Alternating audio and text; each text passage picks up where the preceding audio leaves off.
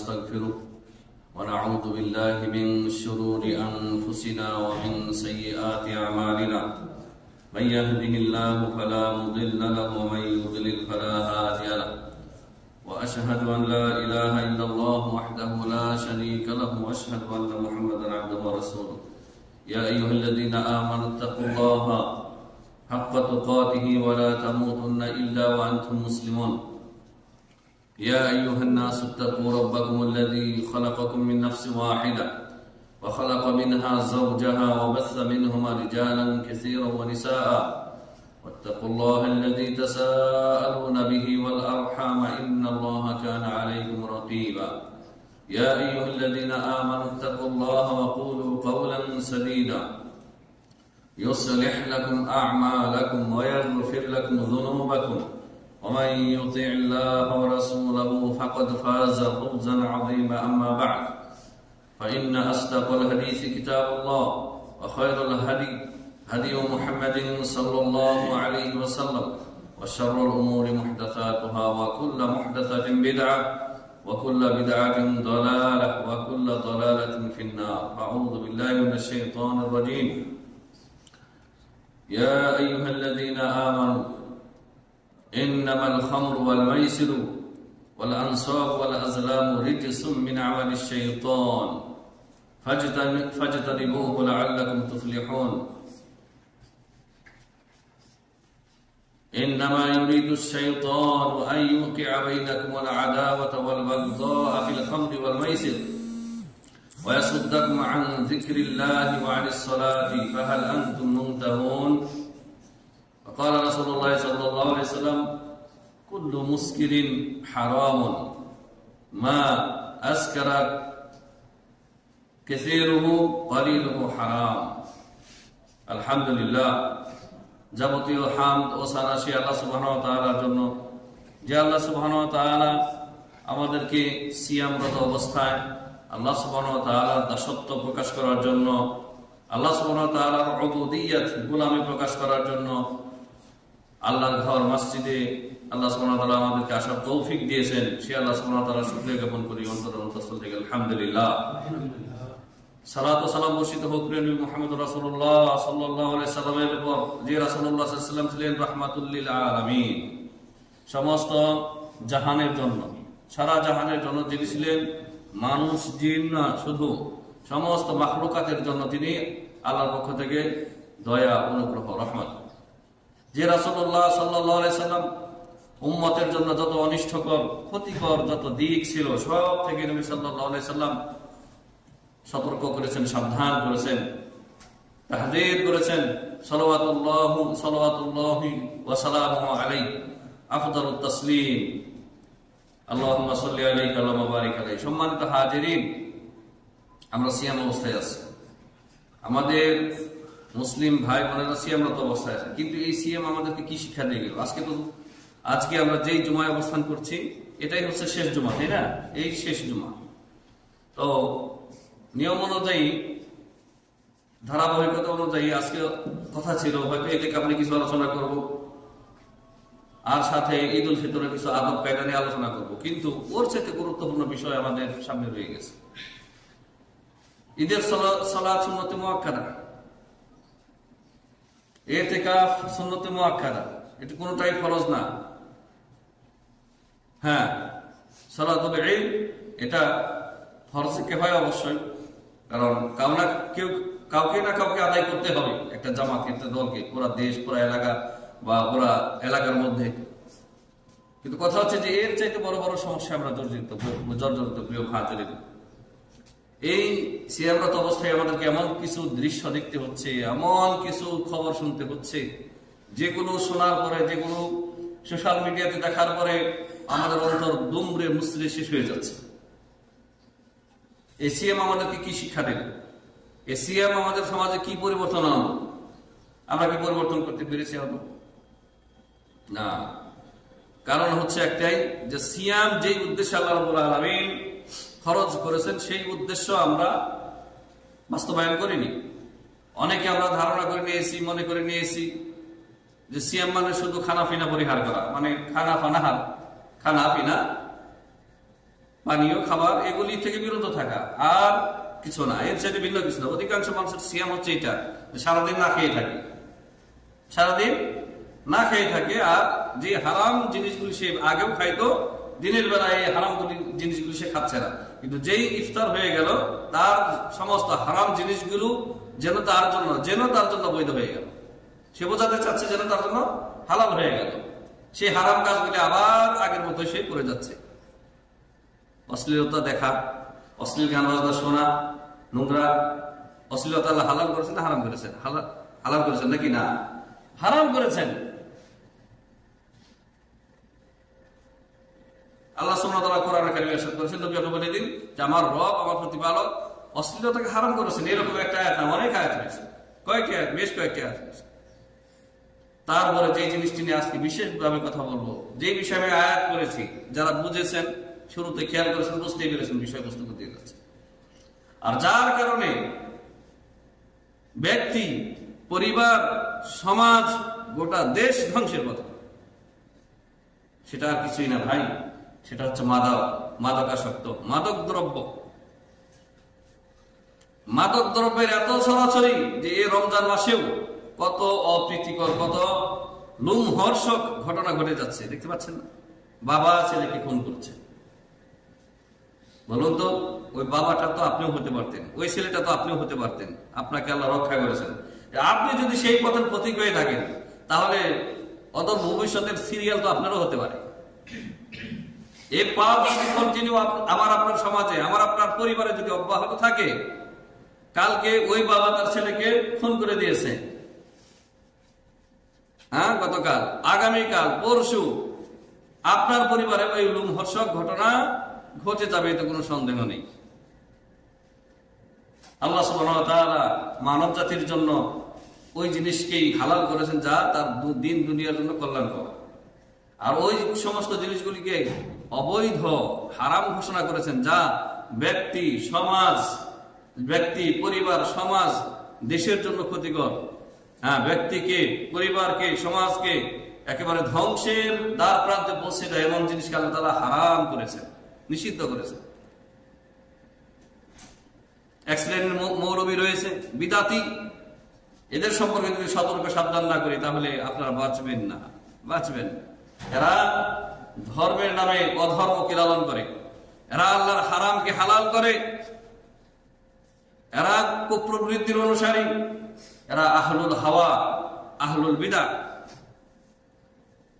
মনে রাখবেন যে একটা খুনি যখন খুনি হয়, মানে ডাইরেক্ট সরাসরি বড় খুনি হয় না, তার আগে অনেক বড় ছোট ছোট খুনের আগে যে কাজগুলি রয়েছে সেগুলি করে না? মারপিট, মানুষকে হুমকি ধমকি, ছিনতাই, রাহাজানি, হ্যাঁ, তারপরে এক সময় শয়তান তাকে খুন করিয়ে দেয়। অনুরূপ ভাবে এই যে মাদকের কোরআনুল কারীম যেই মাদককে, সরাসরি যে মাদককে হারাম করেছেন, এবং রাসূলুল্লাহ সাল্লাল্লাহু আলাইহি ওয়াসাল্লামের হাদিস তার ব্যাখ্যা করেছে, রাসূলুল্লাহ সাল্লাল্লাহু আলাইহি ওয়াসাল্লামের হাদিস তার ব্যাখ্যা করেছে। কোরআনে কারীমে আল্লাহ তাআলা বলেছেন, আমি আয়াত পাঠ করেছি, ইয়া আইয়ুহাল্লাযীনা আমানু, হে ঈমানদারেরা, ইন্নামাল খামরু ওয়াল মাইসিরু ওয়াল আনসাবু ওয়াল আজলামু রিজসুন মিন আমালিশ শাইতান। সূরা মাইদা আয়াত নম্বর 90। আল্লাহ তাআলা বলেন, হে ঈমানদাররা, ঈমানওয়ালারা, মদ, খামর।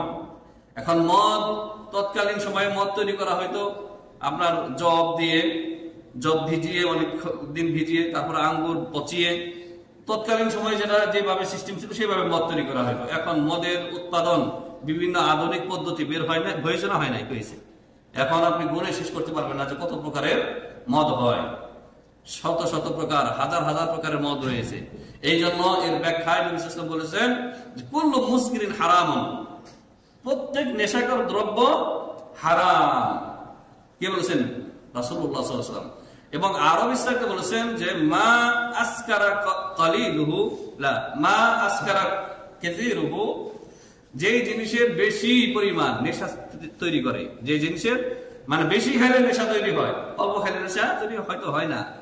রাসূলুল্লাহ সাল্লাল্লাহু আলাইহি ওয়াসাল্লামের হাদিস খুব ভালো করে খেয়াল করেন, মা আসকারা কাসীরুহু, যার বেশি পরিমাণ খেলে নেশা হয়, কালিলুহু হারাম, তার অল্প পরিমাণও হারাম।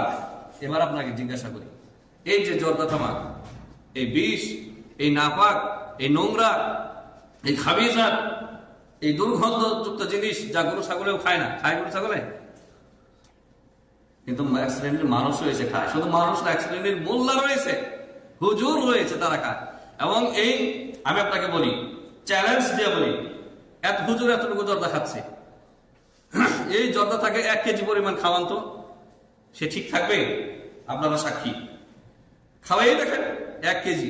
আচ্ছা, ভাত যদি আপনি এতটুকু পরিমাণ খান, ভাত তরকারি, ওই ভাতে যদি আপনি একেবারে পেট ভরে খান, আপনার নেশা হবে? হবে না। কারণ ভাত হালাল, রুটি হালাল, এগুলি অল্প খাইলেও নেশা হবে না, আর বেশি খাইলেও নেশা হবে না। হবে নেশা? হবে না। কিন্তু এই যে জর্দা তামাক, যেখানে হয়তো একেবারে 1 তোলা খাচ্ছে, 2 তোলা খাচ্ছে, এতটুকু পরিমাণ, ওকে 1 কেজি খাওয়ান তো দেখি ঠিক থাকে কিনা, সাথে সে নেশাগ্রস্ত হয়ে পড়ে যাবে। তাহলে রাসূলুল্লাহ সাল্লাল্লাহু আলাইহি ওয়াসাল্লামের হাদিস, মা আসকারা কাসীরুহু, যে জিনিসের বেশি খাইলে নেশাজনী হয়, নেশা সৃষ্টি করে, কলিলুহু হারাম, তার অল্প হারাম। তাহলে এই জর্দা, তামাক, গোল, তাম্বাক, এগুলি বেশি খাইলে, 1 কেজি খাওয়াইলে ওই ব্যক্তি সাথে সাথে অজ্ঞান হয়ে পড়ে যাবে, বেহুশ হয়ে পড়ে যাবে, মারা যাবে। সুতরাং তার অল্প পরিমাণও হারাম। এটা হচ্ছে হাদিসের নীতিমালা। আমি হাদিস দিয়ে ব্যাখ্যা করে আপনাদেরকে বুঝাইলাম, বুঝতে পারেন নাই? তাহলে এই মৌলবী, হারাম করে মৌলবী, সেটাকে জায়েজ বলে কিভাবে? হ্যাঁ, কারণ কি? ওর বুজুর্গানের দিন, ওর ওস্তাদেরা এগুলি খায়, ওর ওস্তাদেরা এগুলি খায়। কত বড় দুঃসাহস! জনসম্মুখে হাজার হাজার মানুষের, যেখানে কোরআন হাদিসের কথা শোনানোর কথা ছিল, সেখানে এই পিচ্ছি মৌলবী নামধারী মুফতি বলতেছে জর্দা হারাম হওয়ার কোনো দলিল নাই কোরআন হাদিসে। আরে বেকুব, আহম্মদ, সব হারাম জিনিসের নাম কে আল্লাহ নাম ধরে ধরে আল্লাহ তাআলা কোরআনে উল্লেখ করেছেন নাকি? আল্লাহ তাআলা নীতিমালা বলে দিয়েছেন, সেই নীতিমালার ব্যাখ্যা করেছেন রাসূলুল্লাহ সাল্লাল্লাহু আলাইহি ওয়াসাল্লাম, যেটা আমি আপনাকে হাদিসের মাধ্যমে শোনাইলাম, যে যে জিনিসের বেশি পরিমাণ নেশা সৃষ্টি করে, ওই জিনিসের অল্প হারাম। কথা কি দিয়া? তাহলে যেই জর্দা 1 কেজি কেন বলবো, 1 পা জর্দা আপনার ছোট্ট বাচ্চা, 10 বছরের বাচ্চা, 9 বছর, 8 বছরের বাচ্চাকে খাওয়ান তো দেখি, ঠিক কিনা আপনার ছেলে? ঠিক থাকে কিনা? সাথে সাথে সে অজ্ঞান হয়ে পড়ে যাবে। তাহলে এগুলি সব হচ্ছে হারাম। প্রিয় ভাই বন্ধুগণ, এগুলি বলার উদ্দেশ্য কি? এগুলি বলার উদ্দেশ্য হচ্ছে যে একটা ছেলে যখন বড় মাদকাসক্তি হয়, একবারে হয় না, প্রথমে ধরে কি বিড়ি সিগারেট, ঠিক না? তো বিড়ি সিগারেটের ভিতরে যেই জর্দা তামাক রয়েছে, ওই জর্দা তামাককে আবার হুজুরগুলি মসজিদে বসে বসে, আল্লাহ ঘরের ভিতর বসে এই নাপাক জিনিস খায়। আর বিড়ি সিগারেট ওয়ালারা যখন প্রশ্ন করে, হুজুর বিড়ি সিগারেট হালাল না হারাম, তখন বলে মাকরু। কারণ কি? হুজুর নিজেও যে খাচ্ছে, এই জন্য হারাম ফতোয়া দেওয়ার মতো কলিজা তার আর নেই। অথচ হারাম, অথচ নোংরা, অথচ খবিস। তো এই ছেলেটা, আজকের যে ছেলেটা জর্দা তামাকে অভ্যস্ত হচ্ছে, গুলে তাম্বাকে অভ্যস্ত হচ্ছে, এই ছেলেটা আস্তে আস্তে মদ পান করবে, এতে তার কোনো সমস্যা হবে না, তার কোনো বিবেকে বাধা দেবে না। আজকের সিগারেট খোর, বিড়ি খোর, কালকে মদ্যপানকারী, কালকে হেরোইন খোর, কালকে ইয়াবা খোর হবে, এতে কোনো সন্দেহ আছে? আর আমরা দেখছি না সমাজ কিভাবে ধ্বংস হচ্ছে। তাহলে এর থেকে আমাদেরকে, আমরা যদি ব্যক্তি, পরিবার, সমাজকে, আমাদের যুব সমাজকে যদি আমরা রক্ষা না করি, তাদেরকে না বাঁচাই, তাহলে মনে করিয়েন না যে আপনার ছেলে আজকে ভালো আছে, কালকে ভালো থাকবে, এর কোনো গ্যারান্টি নেই, কোনো গ্যারান্টি নেই। রমজান মাস সিয়ামরত অবস্থায় বাবা তার ছেলেকে কি করেছে? ফোন করেছে। সে সত্য মিথ্যা আল্লাহ ভালো জানেন, আমরা জানি না। আমরা শুধু মিডিয়াতে তার মুখের কথাও শুনেছি সরাসরি। সে বলতেছে যে আমার সবকিছু সংসারে ধ্বংস করে দিয়েছে, সবকিছু বিক্রি করে দিয়েছে, যখন তখন আমার কাছ থেকে, আমার স্ত্রীর কাছ থেকে টাকা নিচ্ছে, আর টাকা না দিলে মারার হুমকি দিচ্ছে। বলুন, নেশাখোর যখন নেশাগ্রস্ত হয়, তখন ওর সামনে কিন্তু সে কাউকে চিনে না, সে কাউকে চিনে না, মাকে বাবাকে সে মেরে দিতে পারে, মারার হুমকিও দিয়েছে। তখন বাবাই সুযোগ বুঝে ঘুমের ঘুরে ছেলেকে কোরাল দিয়ে কুপিয়ে হত্যা করেছে। আপনার ছেলে যদি আজকে খারাপ হয়, বর্তমানে যে সমাজ রয়েছে, আমাদের সমাজ, এই সমাজ আপনার জন্য আফসোস করবে না, আপনার জন্য দরদি হবে না, আপনার জন্য হিটাকাঙ্কি হবে না, বলবে না যে তোমার ছেলেটা খারাপ হচ্ছে, আসো সবাই মিলে একে নসিহত করে একে ভালো করার চেষ্টা করি। না, আপনার প্রতিবেশী হাসবে, আপনার প্রতিবেশী সে খুশিতে, সে আনন্দিত হবে, মনে মনে সে খুব উৎফুল্ল, অমুকের ছেলেটা খারাপ হয়েছে, ভালোই হয়েছে। কেউ চায় না আপনার সমাজের কেউ চায় না আপনার ছেলেটা ভালো হোক, আপনার মেয়েটা ভালো হোক। এদের দুর্নাম বের হলে, এদের চরিত্রের অধঃপতন হলে তারা খুশি। আমি মিথ্যা কথা বলছি? মিম্বরে দাঁড়িয়ে বাস্তব কথা বলছি, মেয়ে বাস্তব কথা বলছি। আর এই যে যারা সমাজে এই নেশাকর দ্রব্য, হেরোইন, গাঁজা, ইয়াবা এগুলি যারা সাপ্লাই দেয় ভাই, এদেরকে প্রতিহত করার মতো শক্তি আমার আপনার মতো সাধারণ মানুষের নাই। কারণ এরা প্রত্যেকের কাছে রয়েছে অস্ত্র।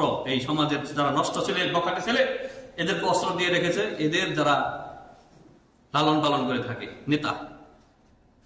নেতাগণ, তাদের ক্ষমতাকে পাকাপোক্ত করার জন্য, তাদের অবৈধ কাজকে আঞ্জাম দেওয়ার জন্য এরা এই সমস্ত কুকুরগুলিকে পালে, যাদেরকে আপনারা বিভিন্ন নামে ছিলেন। এক এক এলাকায় কিশোর গ্যাং, শুনেন নাই? নাম পানি বানিয়ে বলছি, কিশোর গ্যাং 12-14 বছর বয়স, অস্ত্র নিয়ে ঘুরছে, মেয়েদেরকে ডিস্টার্ব করতেছে, মেয়েদেরকে তুলে নিয়ে গিয়ে তার মান সম্ভ্রম নষ্ট করছে। একে বাধা দেওয়ার মতো সমাজে শক্তি নাই, কারণ এ নেতার সাঙ্গপাঙ্গ। এর বিরুদ্ধে আপনি থানায় গিয়ে মামলা করবেন, কেস করবেন, ডায়েরি করবেন, কোনো কাজ হবে না। বরং থানা থেকেই গোপনে আবার একে বলেও দেওয়া হবে তোমার নামে অমুকে ডায়েরি করতে আসছিল, কেস করতে আসছিল, পরের দিন আপনি শেষ। তো এই যে মাদকের যে ছড়াছড়ি, ইয়াবা, গাঁজা, এগুলি নিয়ন্ত্রণ করতে সরকার ব্যর্থ হয়েছে, প্রশাসন ব্যর্থ হয়েছে। মাঝে মধ্যে দেখা যায় প্রশাসনিক, আমি সবার কথা বলবো না, প্রশাসনের মধ্যে অনেক ভালো লোক রয়েছে, সবই খারাপ হয়ে গেলে দেশ একেবারে সাথে সাথে শেষ হয়ে যাইত। ভালো লোক যারা রয়েছে তাদের সংখ্যা কম। অনেক প্রশাসনিক কর্মকর্তা দেখবেন জুমার দিনে গিয়ে বক্তব্য দেয়, মাশাআল্লাহ, ইয়াবা নিয়ন্ত্রণের জন্য, এই মাদক চোরাচালান বন্ধ করার জন্য আমাদের সবাইকে ঐক্যবদ্ধভাবে কাজ করতে হবে। বক্তব্য দেয় না? মসজিদে গিয়ে দেয়। তো কিছু কিছু সমাজ রয়েছে মাদক থেকে মুক্ত, আলহামদুলিল্লাহ, কিন্তু অধিকাংশ সমাজ আজকে মাদক দ্বারা একেবারে ভরে গেছে। এগুলি কি মনে করেন যে প্রশাসনিক সাহায্য সহযোগিতা ছাড়া সমাজে ঢুকে? অসম্ভব। এই প্রশাসনিক ভাইয়েরা এর দায় এড়াতে পারবে না। এই যে বাবার হাতে যে ছেলেটা খুন হলো, পরিবার ধ্বংস হলো, এর দায়বদ্ধতা আপনার রয়েছে। মনে রাখবেন, আল্লাহ রাব্বুল আলামিন ছাড় দেয়, ছেড়ে দেবেন না। অন্যের ঘরে আপনি আগুন লাগানোর ব্যবস্থা করবেন, অন্যের পরিবারকে আপনি ধ্বংস করবেন, অন্যের ছেলেকে, আদরের সোনামণিকে আপনি মাদক দ্রব্য সেবন করিয়ে তাকে আপনি নষ্ট করে দেবেন, আল্লাহ আপনাকে ছাড় দেবেন, আপনার পরিবারকে রক্ষা করবেন, পশ্চিম কালেও না। আল্লাহ সুবহানাহু ওয়া তাআলা ইরশাদ করেছেন, ওয়ালা তাহসাবান্নাল্লাহা গাফিলান আম্মা ইয়ামালু যালিমুন ইন্নামা ইউআখিরুহুম লিয়াউমিন তাশখাসু ফীহিল আবসার মুহতিঈনা মুকনিঈ রুউসিহিম লা ইয়ারতাদ্দু ইলাইহিম তারফুহুম ওয়া আফইদাতুহুম হাওয়া। আপনি ধারণা করিয়েন না হে নবী, তুমি ধারণা করিও না হে মানুষ, হে মুমিন, হে মানুষ, যে জালিম লোক যেই সমস্ত অপকর্ম করে, জুলুম অত্যাচার করে, সেই সম্পর্কে আল্লাহ বেখবর, এটা মনে করিও না। ইন্নামা ইউআখিরুহুম লিয়াউমিন তাশখাসু ফীহিল আবসার, সেই ভয়াবহ দিন, কিয়ামতের দিন, যেই দিনের ভয়াবহতা থেকে প্রত্যেকের চোখ বিস্ফোরিত হবে, কপালে উঠে যাবে, অন্তর তার উড়ে যাবে। সেই ভয়াবহ দিন আসা পর্যন্ত এই জালেমদেরকে আল্লাহ ছাড় দিয়ে রাখে। আবার অনেক সময় দুনিয়াতেও পাকড়াও করেন। আপনি প্রশাসনিক লোক, আপনি আপনার নাকের ডগা দিয়ে সমস্ত মাদক সমাজে ছড়িয়ে পড়তেছে, শিশু কিশোরদের মধ্যে, যুবকদের মধ্যে, আপনি কিছুই বলছেন না। এদেরকে আপনি নিয়ন্ত্রণ করতে, এদেরকে নিয়ন্ত্রণ করা আপনার কাজ ছিল, এদেরকে শক্ত হাতে প্রতিহত করা আপনার কাজ ছিল। অথচ আপনি টাকা পয়সা খেয়ে, ঘুষ খেয়ে আপনি কিচ্ছু বলেননি। আজকাল তো অধিকাংশ থানাগুলি, পুলিশ স্টেশনগুলি আমাদের দেশের চেয়ারম্যান, মেম্বার, ক্ষমতাশীলদের মানে হাতের কবজায়। তারা ফোন দিয়ে যাকে গ্রেফতার করতে বলবে সে হাতের সাথে গ্রেফতার। তারা যাকে বলবে যে আমার লোকে, বাস, এর কোনো গ্রেফতারি নাই। আপনি কোন অপরাধের বিরুদ্ধে, এই সমস্ত নেশাখোর লোকের বিরুদ্ধে আপনি মামলা করবেন, এই সমস্ত কিশোর গ্যাংদের বিরুদ্ধে, সন্ত্রাসীদের বিরুদ্ধে, পরদিন আপনার ছেলেকে, আপনাকে হুমকি দেবে, আপনার অস্তিত্ব রাখবে না, আপনার বাড়ি ঘরে গিয়ে হানা দেবে। এই হচ্ছে সমাজ। প্রিয় হাজিরিন, আল্লাহ রাব্বুল আলামিন এই নেশাকর দ্রব্যকে হারাম করেছেন। আর এগুলির বিভিন্ন সিঁড়ি রয়েছে, ধাপ রয়েছে। বললাম যেমনটি একদিনে একটা লোক, একদিনে একটা ছেলে নেশাখোর মাদক সেবনকারী হয় না, আস্তে আস্তে। তো আপনার শুরুতেই আপনাকে রাস্তা বন্ধ করে দিতে হবে। তা হচ্ছে এই বিড়ি, সিগারেট, তামাক, গোল, তাম্বাক, এগুলি বন্ধ করতে হবে। এগুলি নেশাকর দ্রব্য, এগুলি হারাম। কোন বেটা যদি জেনে শুনে এগুলিকে, এই হারামগুলিকে হারাম ঘোষণা করে কোনো মৌলবী, সে কাফের হয়ে যাবে। সে যদি জানে মাশাআল্লাহ আসলে হারাম, কিন্তু আমাদের বুজুর্গরা খাচ্ছে, আমি যদি সঠিক কথা বলি, সত্য কথা বলি, সমাজে আমার ভাত থাকবে না, আমাকে ওয়াজ মাহফিলে দাওয়াত দেবে না, কারণ অধিকাংশ সমাজের সভাপতি বানিয়ে রেখেছে ওয়াজ মাহফিলের, পান খাচ্ছে বসে বসে, জর্দাদের পান খাচ্ছে, জর্দার সাথে আরো কত হারাম, চুন, সুপারি, সবগুলি হচ্ছে আপনার ক্যান্সারের কারণ। অমুসলিম ডাক্তাররা পর্যন্ত একমত যে এই যে আপনার জর্দা, তামাক, খড়, চুন, সুপারি সবগুলি হচ্ছে কি ক্যান্সারের জন্য একেবারে বিষ, এগুলি ক্যান্সার পাওয়ার জন্য, ক্যান্সারের কারণে এগুলি। তারপরও সেই নোংরা খাবিসা হারাম হালাল হয় কিভাবে আপনি হালাল বলতে পারেন? আপনার বুজুর্গের দিন খাই বলে, তাও আর মসজিদের ভিতরে বসে খান আপনি। মাদক নিয়ন্ত্রণ করতে হলে আগে এগুলি নিয়ন্ত্রণ করতে হবে। একটা লোক হুট করে মদ পান করে না, হুট করে একটা লোক কি বলে গাঁজা ইয়াবা সেবন করে না, এগুলি আস্তে আস্তে আস্তে আস্তে এগুলি করে। তারপর যদি না বুঝেন, তারপর যদি হারাম না ছাড়েন, তাহলে পরিবার, সমাজ, দেশ নষ্ট হতে, ধ্বংস হতে আর বেশি দেরি নেই। প্রিয় হাজারিন, আপনারা অধিকাংশ জন প্রবাসী দেশে ছেলে মেয়ে রেখে আসতেছেন, পরিবার থেকে এগুলিকে, এই নোংরা জিনিসগুলিকে বিদায় দিতে হবে। আল্লাহ সুবহানাহু ওয়া তাআলা ইরশাদ করেছেন যে হে ঈমানদারেরা, ইন্নামাল খামরু ওয়াল মাইসিরু ওয়াল আনসাবু ওয়াল আজলামু রিজসুন। ঈমানদারেরা মনে রাখো, মদ মানে যত প্রকারের মাদক দ্রব্য রয়েছে, ইয়াবা, গাঁজা, তামাক, গুল, এগুলি, ওয়াল মাইসির, জুয়া খেলে না, সেই জাহেলি যুগেও খেলতো। জাহেলি যুগে উট জবাই করতো, একটা উট 10 জনে মিলে জবাই করতো, জবাই করে এই উটের গোশত দিয়ে জুয়া খেলতো, বুঝেছেন? উটের গোশত দিয়ে আপনারা আশ্চর্য হয়ে যাবেন। আর এখনো সেই জুয়া চালু আছে, তবে এখন টাকা দিয়ে, এবং কি টাকা শেষ হয়ে গেলে জুয়াখোররা কি করে, নিজের বউ পর্যন্ত বিক্রি করে দেয়। শুনেছেন না শুনেন নাই? নিজের বউ পর্যন্ত দিয়ে, নিজের মেয়ে পর্যন্ত দিয়ে জুয়া খেলে। চিন্তা করেছেন এগুলি ঘটছে?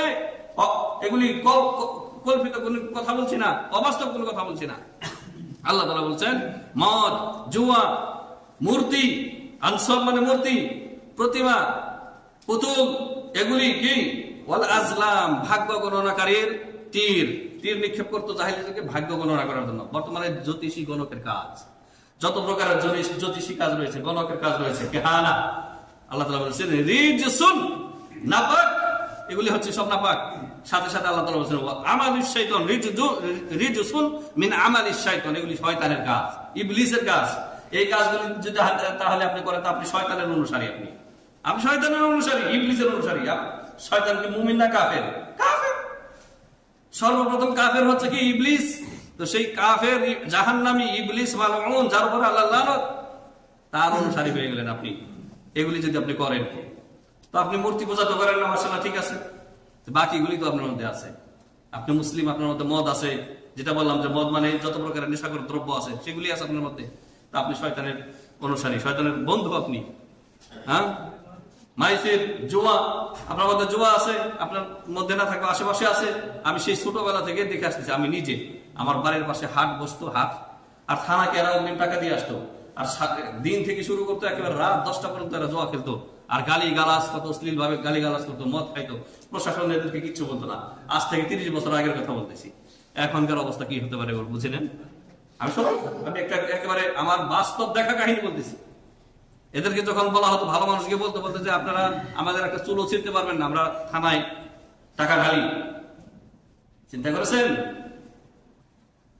থানাওয়ালা, পুলিশ সুপার, এসপি, অমুক তমুক, আপনি সমাজ নষ্ট করবেন, অন্যের পরিবার ধ্বংস করবেন, আপনার পরিবার আল্লাহ রক্ষা করবেন, আপনার পরিবার আল্লাহ শান্তি দেবেন।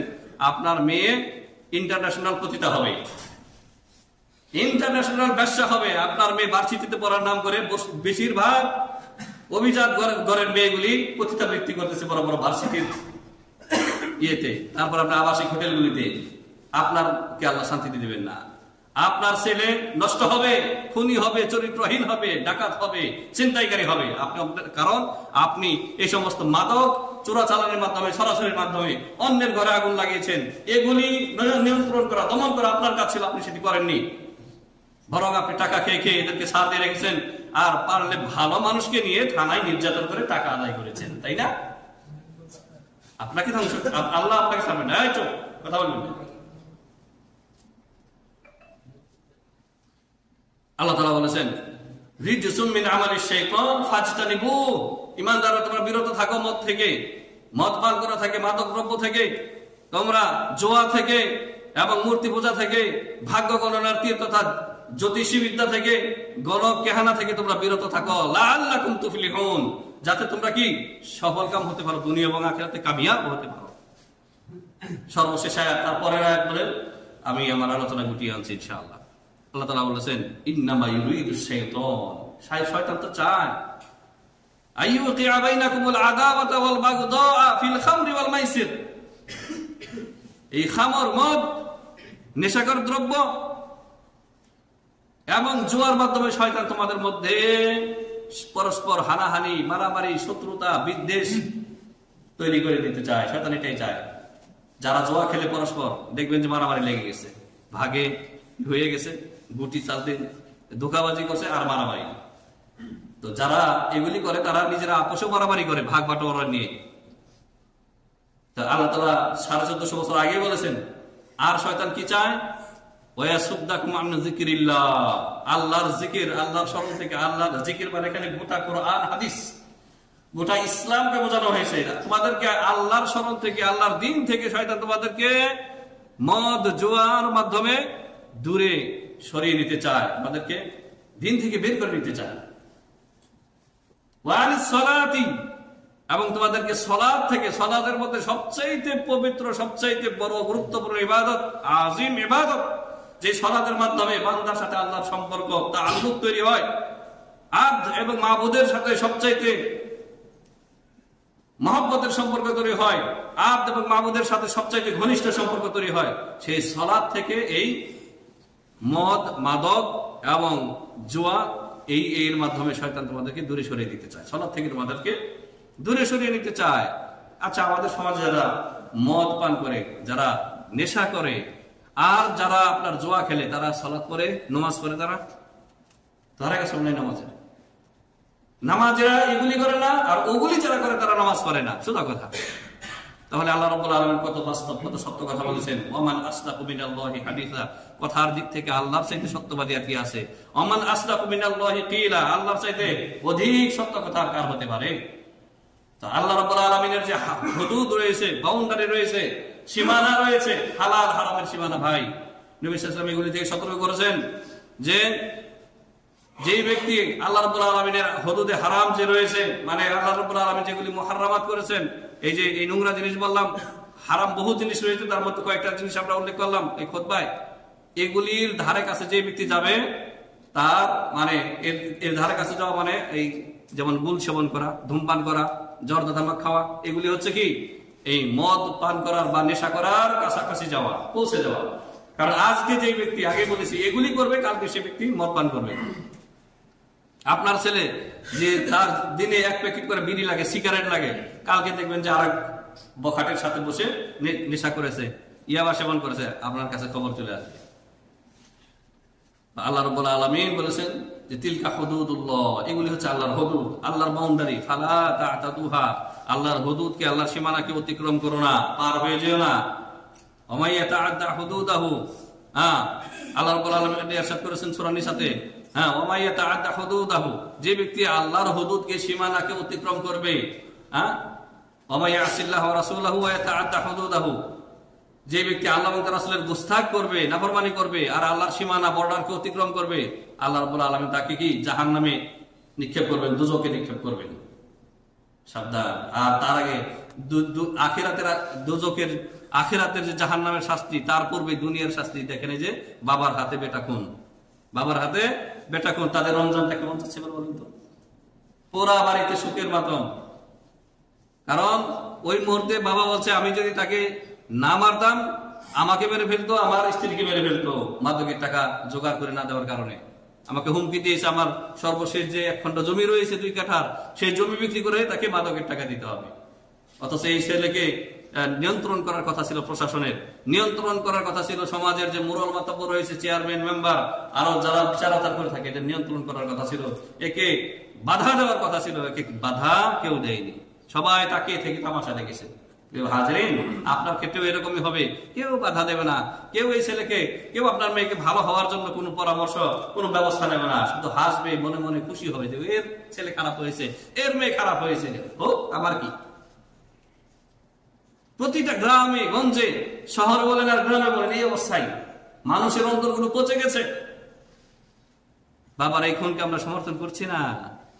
বাবা পারতো প্রশাসনের মাধ্যমে একে জেলখানায় পুরে রাখতে পারতো, আর প্রশাসনেরও এটা জরুরি দায়িত্ব ছিল, কিন্তু প্রশাসনের নাকের ডগা দিয়ে এগুলি হচ্ছে। অনেক সময় আমরা দেখতে পাচ্ছি পথচারীকে ফাঁসানোর জন্য প্রশাসনের লোকেরা নিজেরাই আবার ঢুকিয়ে দিয়ে একে এর নামে একটা মিথ্যা কেস দিয়ে বাস মোটা অঙ্কের টাকা দাও, নইলে থানার মধ্যে মারধর, নির্যাতন, এগুলি কি আমাদের পাপের শাস্তি? আপনি কি মনে করেন যে আমরা ভালো মানুষ আর এই জন্য আল্লাহ তাআলা এই জালিমদেরকে আমাদের উপর চাপিয়ে দিয়েছেন? মোটেও না। আমরা ভালো না, আমরা ব্যক্তি পর্যায়ে, পারিবারিক পর্যায়ে আমরা ভালো মানুষ না। আমরা নিজের উপরে জুলুম করছি, আল্লাহর হক নষ্ট করতেছি, মানুষের হক নষ্ট করতেছি, এই জন্য আল্লাহ এই জালিমদেরকে আমাদের উপর চাপিয়ে দিয়েছেন। আপনি অন্যের দেখেন কত বেঈমানি আত্মসাৎ আমরা করতেছি ব্যক্তিগত ভাবে, অন্যের টাকা ধার নিয়ে দিচ্ছি না, তারপরে আপনার বোনের জমি দখল করে আছি, দুর্বলের জমি জমা দখল করে আছি, বাড়ি দখল করে আছি, হ্যাঁ, তারা না খেয়ে মরছে, আর তাদের জমি জমা নিয়ে আপনি আপনার ছেলে মেয়ে আপনি ভোগ বিলাস করতেছেন, ওয়ারিসের সম্পত্তি নিয়ে করতেছেন না। ব্যবসা, আজকাল পার্টনারের ব্যবসা করলে তো আপনি যদি ওই পার্টনার থেকে একটু দূরে থাকেন তো সব তার, আপনার কিছুই না, লস হলে আপনার, লাভ সব তার।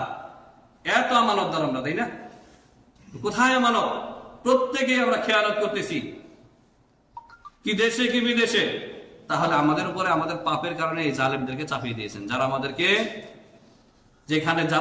প্রোটেক্ট করার কথা ছিল, রক্ষা করার কথা ছিল, আমাদেরকে হেফাজত করার কথা ছিল, নিরাপত্তা দেওয়ার কথা ছিল, তারাই আমাদেরকে কি অনিরাপত্তার মধ্যে ঠেলে দিচ্ছে, তারাই আমাদেরকে মারধর করছে, পিটাচ্ছে, আর আমাদেরকে বিভিন্ন প্রকারের জুলুম নির্যাতন করতেছে। প্রিয় হাজিরিন, তো আল্লাহ রাব্বুল আলামিন ইরশাদ করেছেন যে ফাহাল আনতুম মুনতাহুন, হে ইমানদাররা তোমরা কি বিরত থাকবে? তোমরা কি এইগুলি বাদ দেবে না দেবে না? বাদ দিলে তোমাদের জন্য কল্যাণকর, তোমরা সফলকাম হবে। আর যদি তোমরা এই সমস্ত মদ, মাদক, জুয়া এবং এই জ্যোতিষীগিরি, কেহানা এবং মূর্তি পূজা, শিরকের যত আসবাব রয়েছে এগুলি থেকে তোমরা ফাহাল আনতুম মুনতাহুন, বিরত থাকবে, থাকলে তোমাদের জন্য ভালো। আল্লাহর কিছুই যায় আসে না। আল্লাহ সুবহানাহু ওয়া তাআলা আমাদের পরিবার, আমাদের ব্যক্তি, আমাদের সন্তান সন্ততি, আমাদের পরিবার, আমাদের দেশকে, আমাদের সমাজকে যেন রক্ষা করেন। এই মাদকের যে কুপরিণতি রয়েছে, কুপ্রভাব রয়েছে মাদকের সরাসরি থেকে আমাদেরকে রক্ষা করেন, আল্লাহুম্মা আমিন।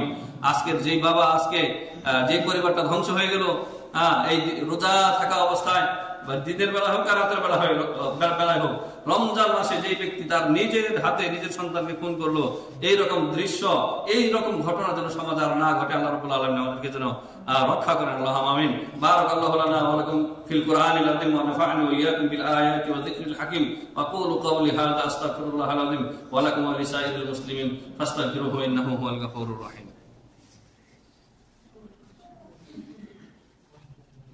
আলহামদুলিল্লাহি ওয়াহদাহু ওয়াসসালাতু ওয়াসসালামু আলা মান লা নাবিয়্যা বা'দাহু ওয়া আলা আলিহি ওয়া সাহবিহি আজমাইন। আরেকটা সর্বশেষ হাদিস বলে খুতবা শেষ করছি, সংক্ষেপে বলবো। হাদিসটি অনেক বড়, কিন্তু আমি সংক্ষেপে সারমর্মটা বলবো। সহিহ বুখারীর হাদিস, ইবনে আব্বাস রাদিয়াল্লাহু আনহু থেকে বর্ণিত, নবী সাল্লাল্লাহু আলাইহি সাল্লাম ইরশাদ করেছেন, হাদিসের শেষ অংশ আমি বলছি, যে যেই ব্যক্তি একবার মদ পান করবে, মদ পান করলে শুধু মদ না, নেশাকর যত দ্রব্য আছে, জর্দা তামাক নেশাকর জিনিস, সেগুলি নেশাকর দ্রব্য, যে ব্যক্তি একবার পান করবে তার 40 দিনের নামাজ কবুল হবে না। 40 দিনের নামাজ কবুল হবে না। তা এই যে যারা সালাত আদায় করতেছেন, আবার তামাক, গুল, বিড়ি, সিগারেট খাচ্ছেন, আপনাদের সালাত কবুল হবে না, এই হাদিস অনুযায়ী।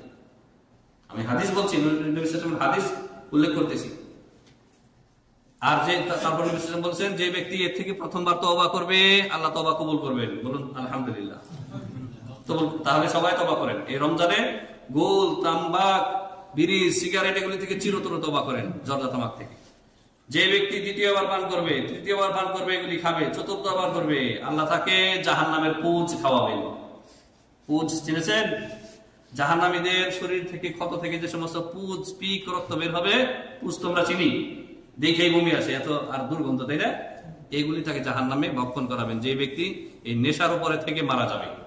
বুঝেছেন? এই জর্দা, তামাক, গুল আর যত প্রকারের ইয়াবা, গাঁজা রয়েছে, এগুলির মধ্যে থেকে যে ব্যক্তি মারা যাবে তাকে জাহান্নামে দিবেন। আর জাহান্নামে না গেলে তো জাহান্নামীদের খাবার খাওয়া হবে না। জান্নাতে থেকে তো আপনাকে আপনি জাহান্নামের পোজ খাওয়াবেন আল্লাহ তাআলা, যে আপনাকে জান্নাতে দিয়েছেন, জান্নাতে রেখে জাহান্নাম থেকে পোজ এনে খাওয়াবেন। ব্যাপারটা কি তাই? না। তার মানে আপনাকে জাহান্নামে নিক্ষেপ করবেন, জাহান্নামে যাওয়ার পর আপনার খাবার হবে জাহান্নামীদের পুজ, পচা রক্ত মিশ্রিত যে ঘৃণ্য রয়েছে সেগুলি আপনার খাবার হবে। তারপরেও কি বিরত থাকবেন না? তারপরেও কি সমাজকে এই সমস্ত নোংরামি থেকে কি করবেন না, বন্ধ করার জন্য আপনারা চেষ্টা করবেন না? জি, করতে হবে। এটা সবার দায়িত্ব, প্রত্যেকের দায়িত্ব, প্রত্যেকের দায়িত্ব। আদ-দীনুন নাসীহা, রাসূলুল্লাহ সাল্লাল্লাহু আলাইহি ওয়াসাল্লাম ইরশাদ করেছেন আদ-দীনুন নাসীহা। সাহাবায়ে কেরাম বললেন যে লিমান ইয়া রাসূলুল্লাহ সাল্লাল্লাহু আলাইহি ওয়াসাল্লাম, নবী সাল্লাল্লাহু আলাইহি ওয়াসাল্লাম বলেন যে দ্বীন ইসলাম হচ্ছে নসিহত করা নাম। নসিহত, নসিহা মানে কি? অন্যের জন্য খায়ের কামনা করা, কল্যাণকামী হওয়া, অন্যের জন্য আপনার ভালো চাওয়া, ভালাই চাওয়া, অন্যের জন্য আপনার ভালো চাচ্ছেন, এটাই হচ্ছে দ্বীন। নবী সাল্লাল্লাহু আলাইহি ওয়াসাল্লাম বললেন লিল্লাহি ওয়া লিরাসূলিহি ওয়া লিআইম্মাতিল মুসলিমিন ওয়া লিআম্মাতিহিম, আল্লাহর জন্য আপনি কল্যাণকামী হবেন। আল্লাহর জন্য কল্যাণকামী মানে আল্লাহর নাজিলকৃত দ্বীন আপনি সুন্দরভাবে শিখবেন, পালন করবেন। ওয়া লিরাসূলিহি, রাসূলুল্লাহ সাল্লাল্লাহু আলাইহি ওয়াসাল্লামের জন্য হিতাকাঙ্ক্ষী কল্যাণকামী হবেন আপনি। রাসূলুল্লাহ সাল্লাল্লাহু আলাইহি ওয়াসাল্লামের ইত্তেবা করবেন, রাসূলের গোস্তাক হবেন না। রাসূলের হাদিস বলার পরে আপনি মুখ ফিরিয়ে নেবেন না উল্টা দিকে। ওয়ালি আইম্মাতিল মুসলিমিন, মুসলিম যারা শাসক রয়েছে তাদের জন্য হিতাকাঙ্ক্ষী হবেন, দোয়া করবেন শাসকদের জন্য। আমরা খুতবায় দোয়া করি, শুনেন না প্রতি সপ্তাহে? আল্লাহুম্মা আসলি আইম্মাতিনা ফি উলাতি আমরিনা, হে আল্লাহ আমাদের শাসকদেরকে তুমি হিদায়াত করো, তাদের জন্য তুমি উত্তম পরামর্শদাতা বানাও। আর হচ্ছে কি? আর হচ্ছে ওয়ালি আম্মাতিহিম, মুসলিম জনসাধারণের জন্য কল্যাণকামী হওয়া, হিতাকাঙ্ক্ষী হওয়া। মুসলিম জনসাধারণ আজকে আপনার সামনে বিড়ি খাচ্ছে, আপনার রুমমেট কিছুই বলছেন না, না আপনার দায়িত্ব ছিল তাকে ভালোভাবে বোঝানো, ভাই এ কাজ করিয়েন না, হারাম, আপনার অর্থের অপচয় হচ্ছে। আল্লাহি যতজনকে আমি নসিহত করেছি কেউ রাগ করেনি। যখন বুঝিয়ে বলেছি মাসে কত টাকা যায়, বলছে 300 রিয়ালের মতো যায়, মানে 10,000 টাকা। আপনি এক বছর সেভ করেন 1 লাখ টাকা জমবে, আপনি আমাকে দিবেন? আমি চাচ্ছি, বলছেন আপনি তো চাচ্ছেন আমি আপনাকে দেবো না, তা আপনার টাকা আপনার থাকবে, আর আপনি হারাম থেকে বাঁচবেন। আল্লাহ রাব্বুল আলামিন আমাদেরকে নসিহত কবুল করার তৌফিক দান করেন, আল্লাহুম্মা আমিন।